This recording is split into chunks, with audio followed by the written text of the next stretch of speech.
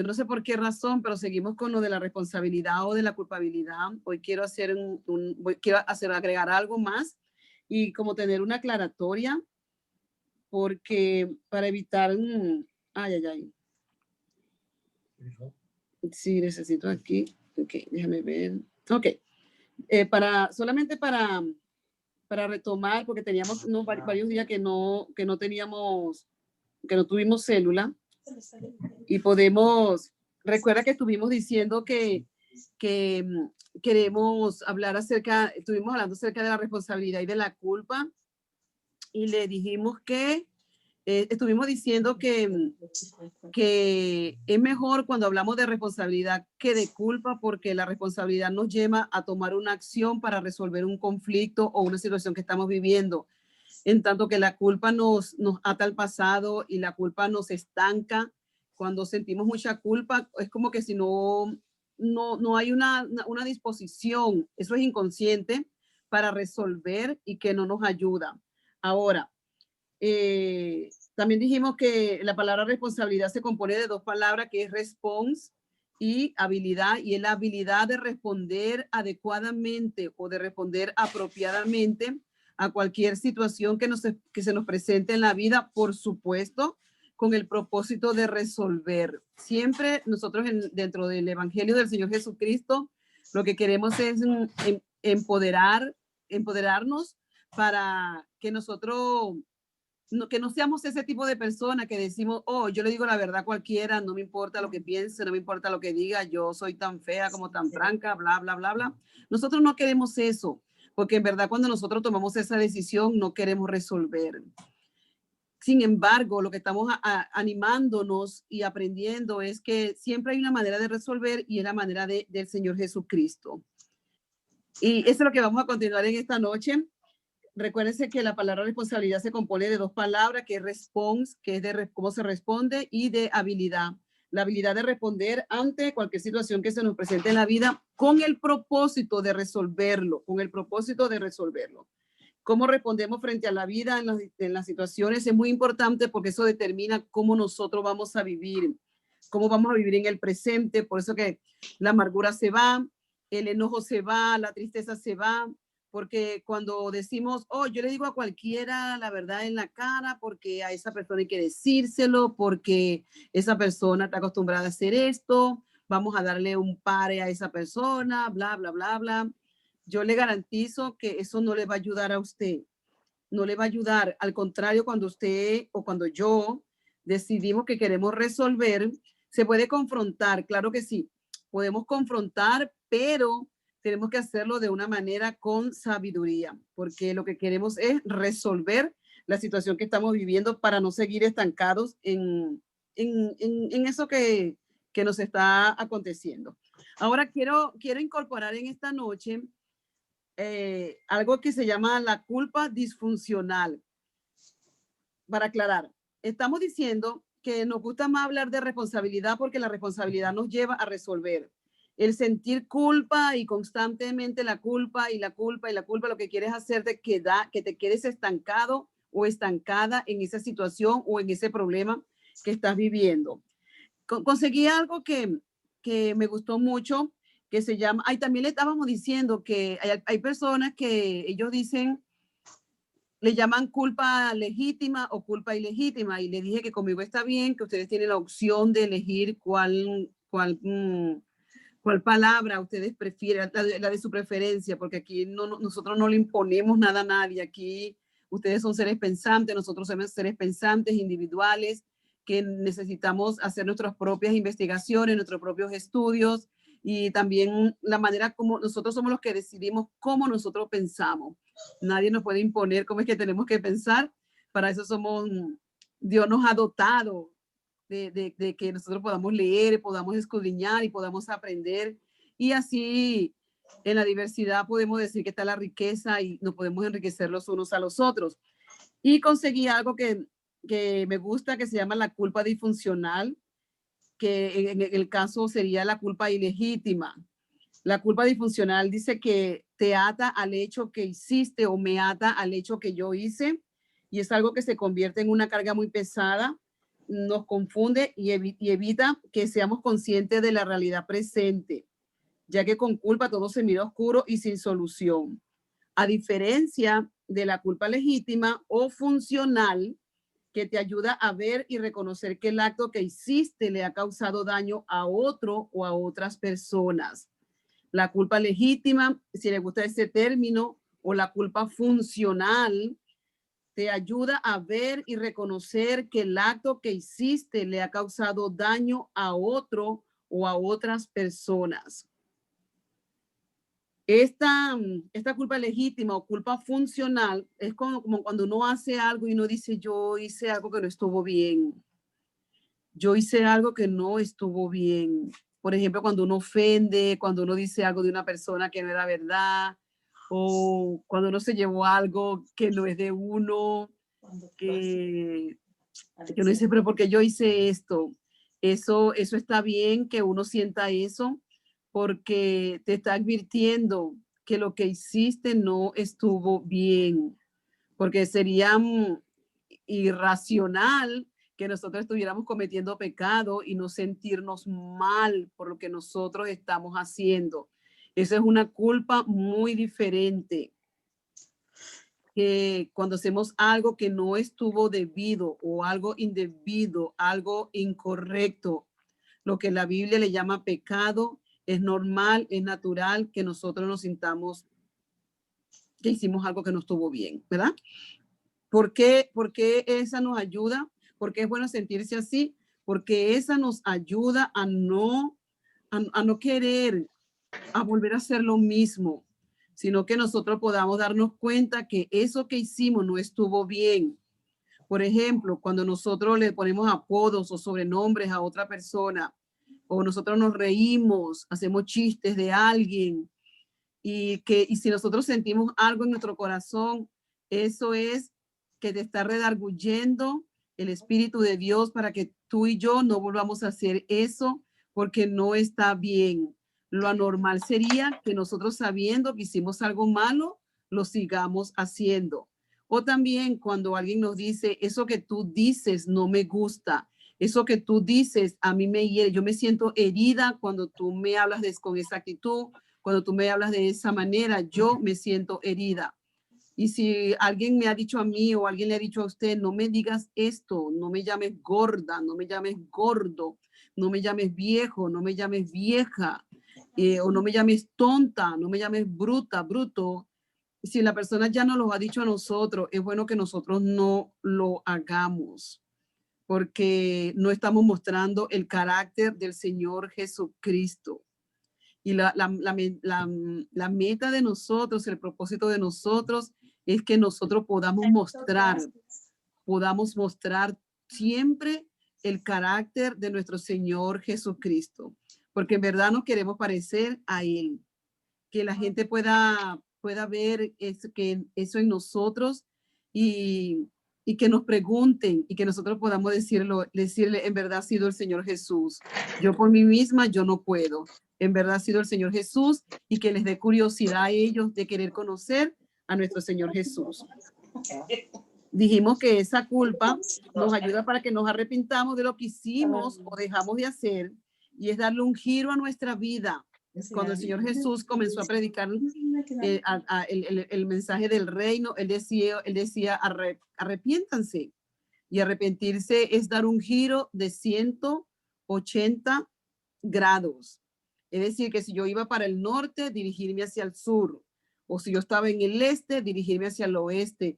Dejar de hacer lo que yo estaba haciendo de la manera que estaba acostumbrada a hacerlo, dejar de hacerlo y aprender de la manera que Cristo Jesús nos enseñó. La Biblia dice que nosotros fuimos rescatados de la vana manera de vivir que aprendimos de nuestros padres. Y por muy bueno que hayan sido nuestros padres, no era la manera de Jesús. Entonces, eso es arrepentirse. Yo no lo quiero hacer de esta manera, lo quiero hacer de la manera de Jesús. Pero hacerlo de la manera de Jesús, yo tengo que estudiar su palabra para ver cómo él lo hacía. Y en esta noche tengo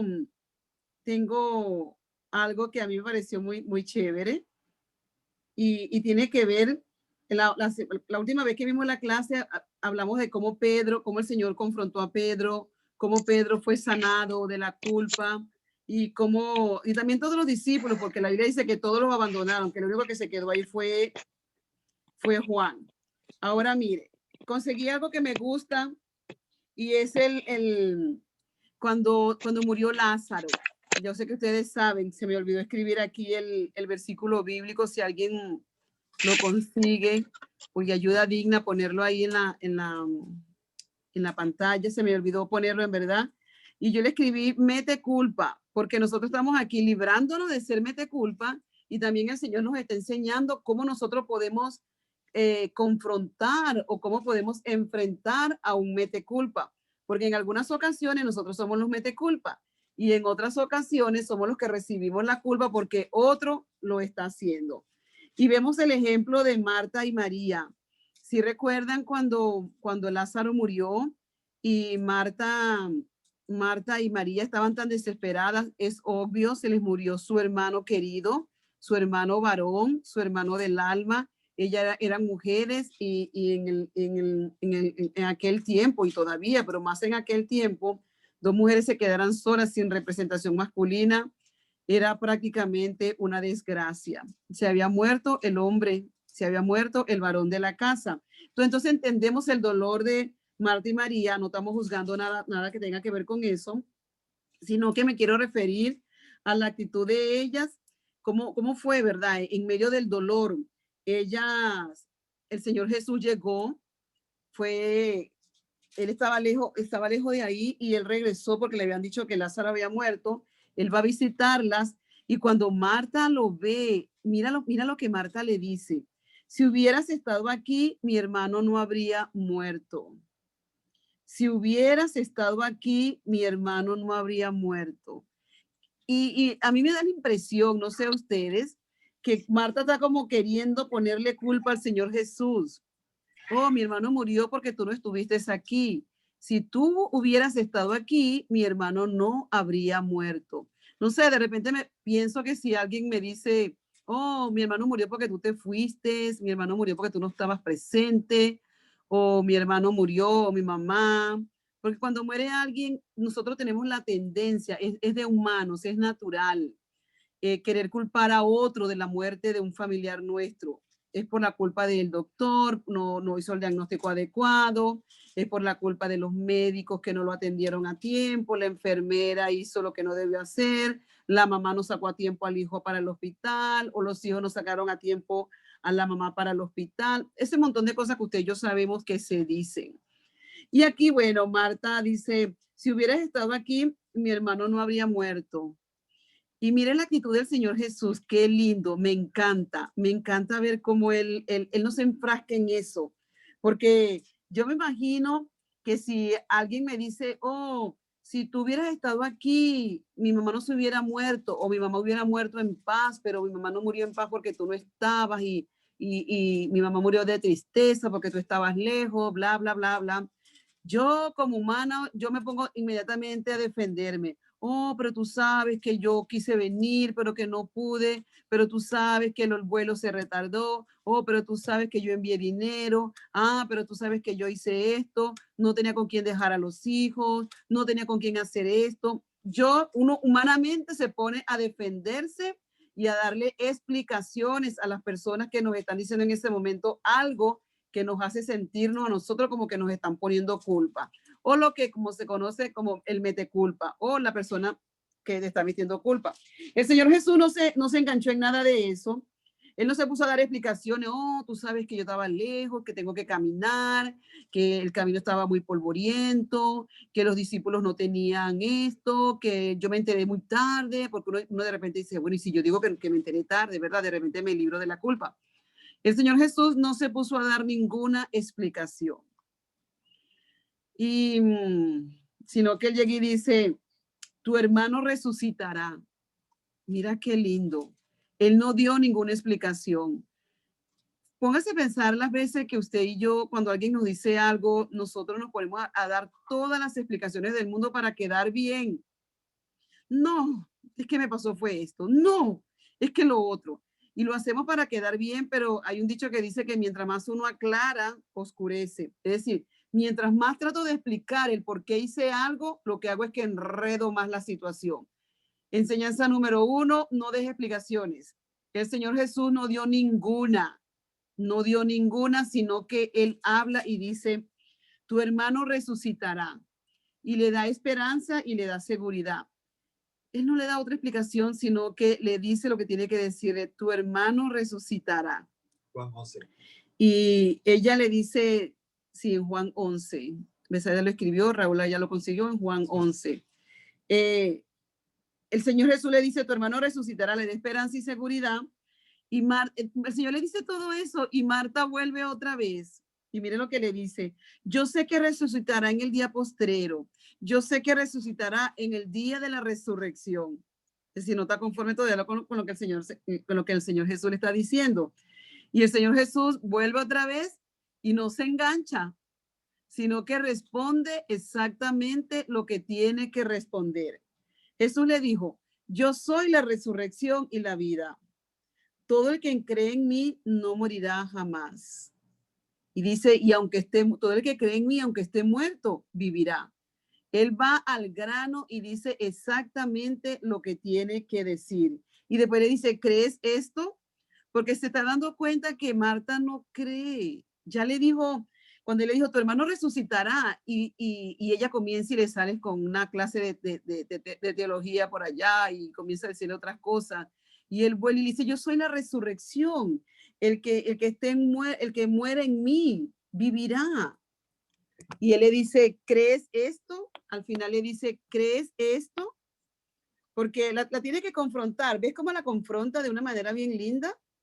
¿Crees esto? Para ubicarla, para enfocarla. ¿Crees esto? Ah, bueno, ahora Marta está más calmada porque la confronta. ¿Viste cómo la confronta de una manera tan linda? No le dice, oh, yo le digo la verdad a cualquiera en su cara. Él no dijo nada de eso. Él le dice, tu hermano resucitará. Sí, Señor, yo sé que resucitará el día de la resurrección. Y él dice, yo soy la resurrección. Y el que cree en mí, aunque esté muerto, vivirá. ¿Crees esto? Inmediatamente la confronta con la incredulidad que ella estaba viviendo en ese momento. ¿Crees esto? Y dice que ella en ese momento se ponía a pensar, eso lo estoy especulando yo porque ella sale, dice la Biblia que ella sale, ahora está más calmada y ella mire lo que le dice, sí Señor, yo he creído que tú eres el Cristo, el Hijo de Dios. Sí, Señor. Ve, el Señor no la deja ahí que se ponga con ese piripar y que pobrecita yo, que Lázaro murió y que tú no estabas y te mandamos a buscar. Y eso que Marta no sabe, que cuando le dijeron al Señor Jesús que Lázaro estaba en problema, dice la Biblia que el Señor Jesús se quedó otro día más. ¿Qué clase de amigo? ¿Qué tal? Uno humanamente se pone, sí, lo mandé a buscar y con todo y eso, a propósito, se quedó otro día más. ¿Qué clase de amigo yo tengo? ¿O qué clase de padre? ¿O qué clase de madre? ¿O qué clase de hermano? ¿Qué clase de hermana yo tengo? El Señor Jesús, la Biblia dice que Él se quedó otro día más. ¿Qué tal?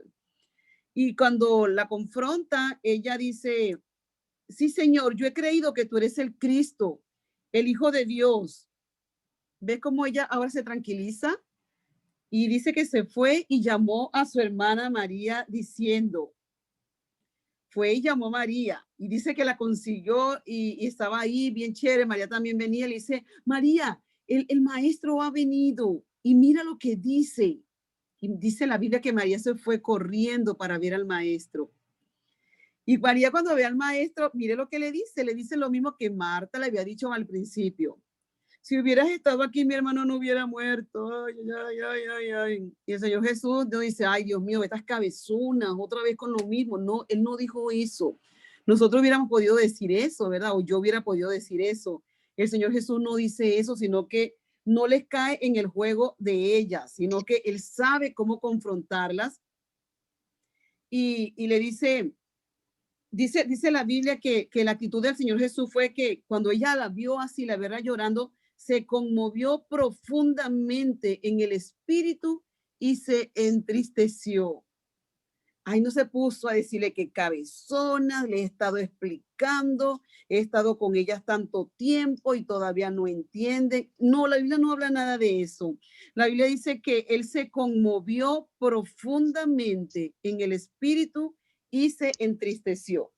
Entonces, me gustó algo que conseguí en el mismo pasaje bíblico, que yo le escribí, le puse como subtítulo, otros mete culpa. Aquí vienen otros. Porque cuando se le muere un familiar a una persona, la persona ya se siente culpable. Y nunca falta alguien, como le dije al principio, que diga, oh, ustedes no buscaron un doctor a tiempo, ustedes no sacaron a la persona a tiempo, ustedes no hicieron esto, por eso se le murió el familiar, porque ustedes no actuaron como tenían que haber actuado. ¿Sabe? Ya uno tiene culpa como doliente familiar del que murió, ya uno siente mucha culpa y mucho dolor para que vengan otros de afuera a seguir metiendo culpa. Hace mucho daño eso. Y yo conseguí aquí a otros mete culpa. Dice la Biblia, algunos judíos decían, mira cómo lo amaba, porque dice la Biblia que él se entristeció profundamente. Dice que al verla llorando se conmovió profundamente en el espíritu y se entristeció. Algunos judíos decían, mira cómo lo amaba, pero otros dijeron, aquí vienen los meteculpa, pero otros dijeron, no podía este que abrió los ojos del ciego haber evitado también que Lázaro muriera. ¿Se acuerda que el Señor Jesús había sanado a aquel hombre ciego de nacimiento y esto le había causado mucho problema al Señor Jesús? Los fariseos lo andaban buscando porque quién era este que había sanado a este hombre que se la pasaba ahí mendigando y bla, bla, bla, bla, y estaban muy enojados. Y entonces estos meteculpa dicen, oh, no podía este que abrió los ojos del ciego haber evitado también que Lázaro muriera. Como que Marta y María tienen razón. Si él hubiera estado aquí, no se hubiera muerto. Otra vez, querían seguirle poniendo culpa al Señor Jesús. Miren la actitud del Señor Jesús, me encanta el Señor Jesús. Él no les contestó nada, nadita, ¿qué tal? Pero cuando alguien nos confronta o cuando alguien nos está reclamando cosas, nosotros queremos defendernos y decir de todo, decir un montón de cosas. Él no le prestó atención, él dijo, yo no voy a gastar pólvora en Samuro. Dirían en Centroamérica, yo no gasto pólvora en sopilote. Y él no le contestó nada, no le prestó atención, dice la Biblia que Jesús fue al sepulcro, a lo que vinimos, dijo, a lo que vamos, a lo que vinimos. Jesús fue al sepulcro, dio la orden, quitar la piedra, le dijo a los que estaban ahí, quitar la piedra. Marta dijo, Señor, ya hiede, se le olvidó que el Señor le dijo, ¿crees esto? Y ellos, sí, Señor, yo creo que tú eres el Cristo, el Hijo del Dios viviente. Pero al rapidito se le pasó y cuando el Señor Jesús dice quiten la piedra para sacar a Lázaro, para que Lázaro saliera, otra vez Marta dijo, Señor, ya hiede, pues tiene 4 días que murió. Y Jesús tampoco le reclama, tampoco la llama cabezona, tampoco la llama incrédula, no le dice nada de eso. Nada más le dice, te he dicho que si crees verás la gloria de Dios. Te he dicho que si crees verás la gloria de Dios. Dice la Biblia que Jesús adoró al Padre. Le dijo, Señor, te doy gracias porque tú siempre me oyes y no es que dude que tú me oyes, sino que yo lo hago es por estos, es decir, por la gente que estaba ahí. Te alabo, Padre, porque tú siempre estás conmigo y yo contigo y tú conmigo. Y dice que alzó su voz y gritó para llamar a Lázaro y le dijo, Lázaro, sal fuera o ven fuera, ven fuera. Y dice la Biblia que Lázaro salió. La Biblia dice, y el que había muerto salió, y los pies y las manos estaban atados. Jesús dijo, desatadlo y dejadlo ir. Mira qué lindo. Mira qué lindo. Dice, muchos judíos que habían venido a ver a María y vieron lo que Jesús había hecho, creyeron en él. Dios utilizó lo que había pasado con Lázaro para atraer muchas personas hacia él. ¿Te das cuenta que Dios no pierde nada? Que lo que te pasa a ti, Dios no está perdiendo el tiempo. Que lo que me pasa a mí, Dios no está perdiendo el tiempo. Dios todo lo utiliza para nuestro propio bien. A Dios no es que se equivocó y tuvo que cambiar para un plan B. No tiene nada que ver con eso. Dice, y muchos judíos que habían venido a ver a María y vieron lo que Jesús había hecho, creyeron en él. ¡Qué maravilla! Creyeron en él. Pero algunos de ellos, esos son los meteculpa, pero algunos de ellos fueron a los fariseos y le contaron lo que Jesús había hecho. De allí en adelante se formó un complot para matar a Jesús. Entonces, ¿qué aprendemos de aquí? Ya estamos terminando. ¿Qué aprendemos de aquí? A veces nosotros nos ponemos a darle mucho complaint al Señor Jesús cuando estamos orando. Tú dijiste que tú me prometiste que mis hijos son tuyos y mira lo que mis hijos están haciendo. Tú me prometiste que mi esposo era tuyo y mira lo que está ocurriendo. Tú me prometiste que me ibas a guardar y que en esta situación y mira lo que me está pasando. Nos ponemos como Marta. Nos ponemos como Marta. Y aunque el Señor Jesús nos confronta y de repente nos manda a alguien y nos da una palabra que nos anima, o leemos en la Biblia una palabra que nos anima, al ratiquito se nos olvida. Y volvemos. Y cuando el Señor Jesús está a punto de hacer el milagro, como cuando él estaba a punto de resucitar a Lázaro, que él da la orden para que quite la piedra, Marta dice, Señor, ya hiede, tiene 4 días. Y él la tiene que volver a confrontar y le dice, ¿no te he dicho que si creyeres verás la gloria de Dios? Yo te estoy diciendo esto esta noche, pero también me lo estoy diciendo yo misma. ¿No te he dicho, Beatriz, que si creyeres verás la gloria de Dios? Pone tu nombre. ¿No te he dicho, fulanita o fulanito, que si crees verás la gloria de Dios? Porque si hay algo que agrada al Señor es que nosotros le creamos a Él. La Biblia dice que sin fe es imposible agradar a Dios. Entonces, con fe es posible agradar a Dios. Si hay algo que le agrada a Dios, es que nosotros creamos lo que Él ha prometido para nosotros. Si hay algo que le agrada a Dios, es que a pesar de las circunstancias que nosotros estemos viviendo, podamos seguir creyendo que el Señor está en control, que nuestros hijos, que nuestra familia, que nosotros, que nuestro trabajo, que eso que estamos viviendo, Dios lo tiene en el hueco de su mano. Y si Dios te tiene a ti y a mí y a nuestros familiares en el hueco de su mano, ¿quién los podrá sacar de allí? Si Él los tiene en el hueco de su mano, ¿quién los podrá derribar de allí? ¿Quién los podrá destronar de ahí? La incredulidad nuestra. Eso es lo único que los puede sacar de ahí. Pero si nosotros seguimos creyendo que el Señor los tiene en el hueco de su mano, que Dios tiene esa situación que tú y yo estamos viviendo en el hueco de su mano y que en el hueco de su mano está la solución para ti y para mí, nosotros lo que tenemos que hacer es seguir creyendo que es en el hueco de su mano que está la solución para nuestra dificultad. Que sí, nos puede pasar como Marta y está bien, somos humanos, pero tenemos el Señor Jesús que nos confronta nuevamente y nos dice, ¿tú crees? ¿No te he dicho que si creyeres verás la gloria de Dios? ¿No te he dicho que si creyeres verás la gloria de Dios? ¿No te he dicho que si creyeres verás la gloria de Dios? Vamos a seguir creyendo. Ahora, ¿qué hace que nosotros no creamos? ¿Qué hace que nosotros no creamos?